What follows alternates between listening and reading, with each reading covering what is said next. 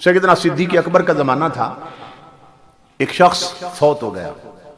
اس کا جنازہ پڑھانے کے لیے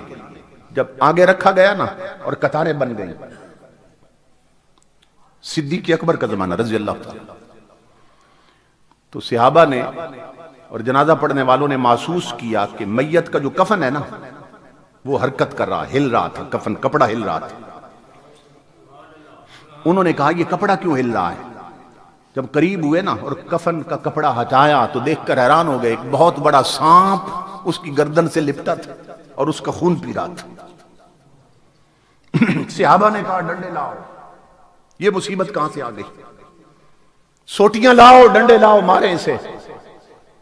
جب اسے مارنے لگے تو سانپ انسانی زبان میں بول پڑا،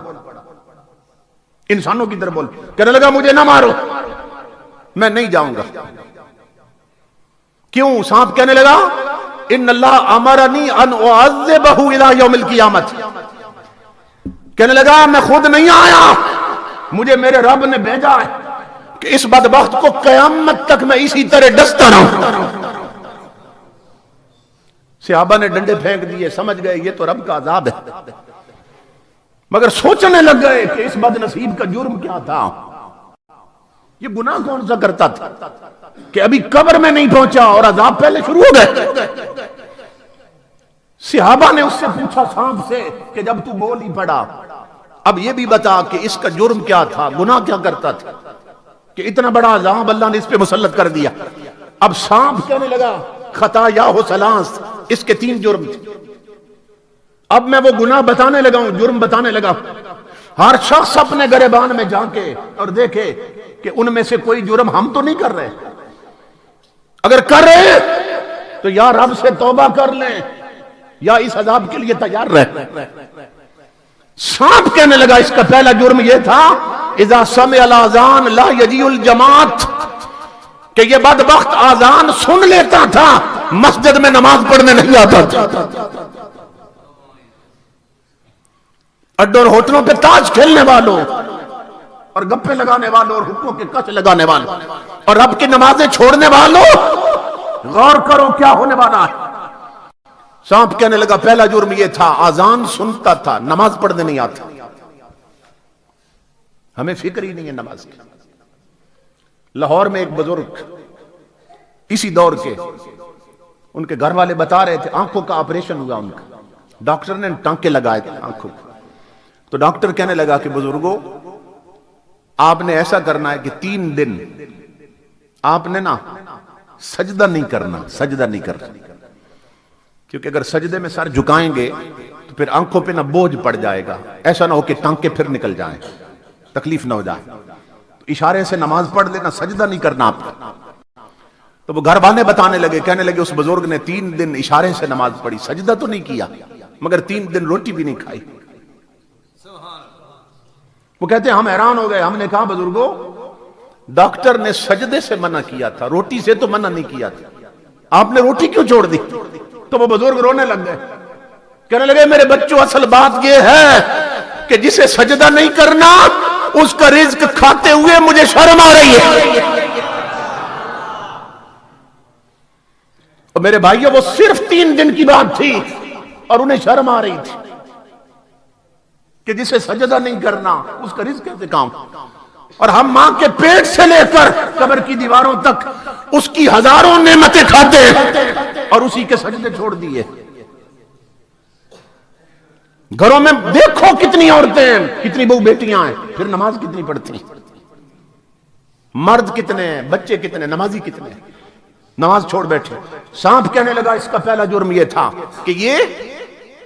آذان سنتا تھا، نماز نہیں پڑھتا۔ آج بڑے بڑے لوگ کیونکہ پیسہ آ گیا نا، مسجد میں قالین بچھا دیں گے، مسجد میں قیمتی ٹائلیں لگا دیں گے، کوئی کہے گا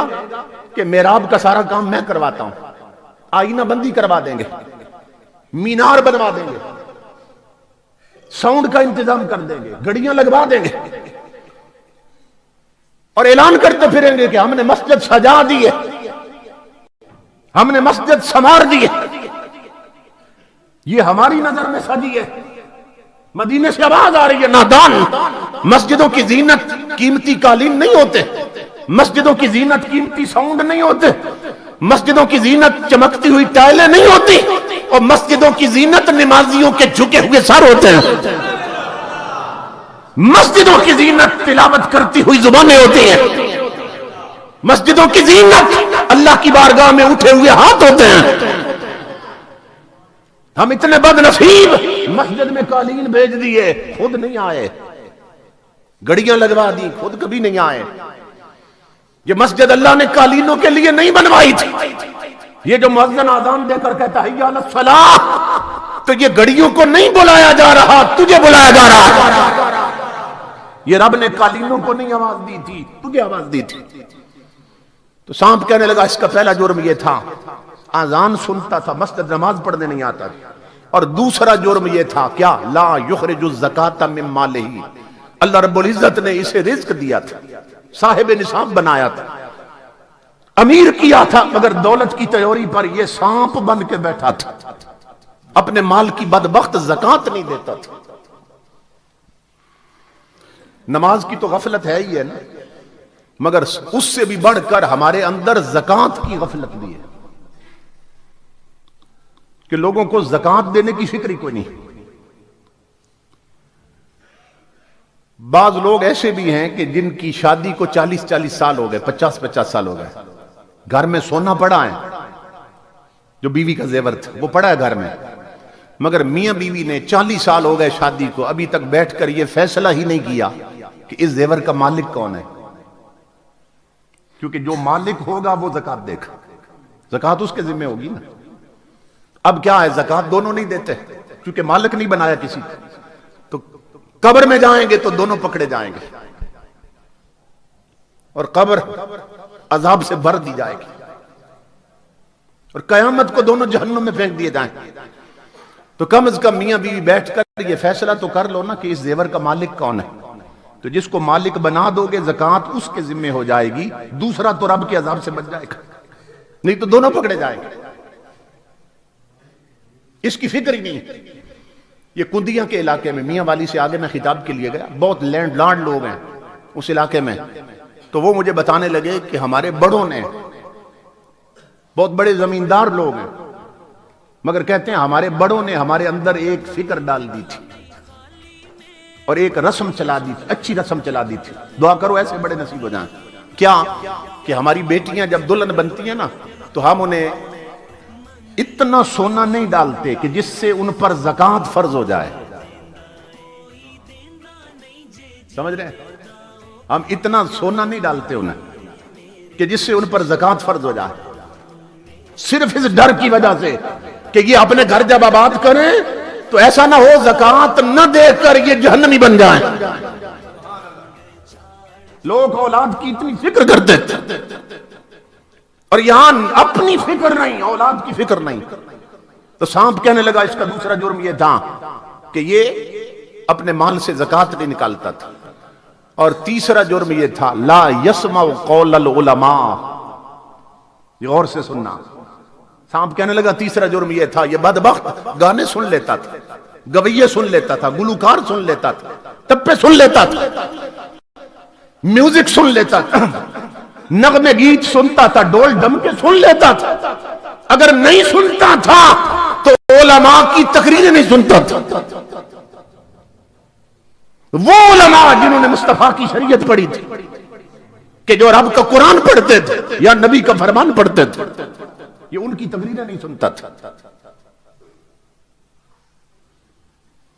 اور آج یہی صورتحال ہے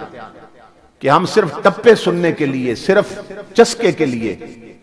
کراچی تک سے جاہل منگوا لیں گے کیونکہ اس کی طرز اور صورتحال اچھی ہے، اپنے پڑوس سے عالم نہیں شریعت کا بلائیں گے کیونکہ اس کی صورتحال کوئی نہیں، وہ تو سیدھا سیدھا قرآن پڑھے گا اور حدیث پڑھے گا، اور ہم قرآن سن کے بور ہو جاتے ہیں، حدیث سن کے بور ہو جاتے ہیں۔ تو ہماری یہ صورتحال ہو چکی۔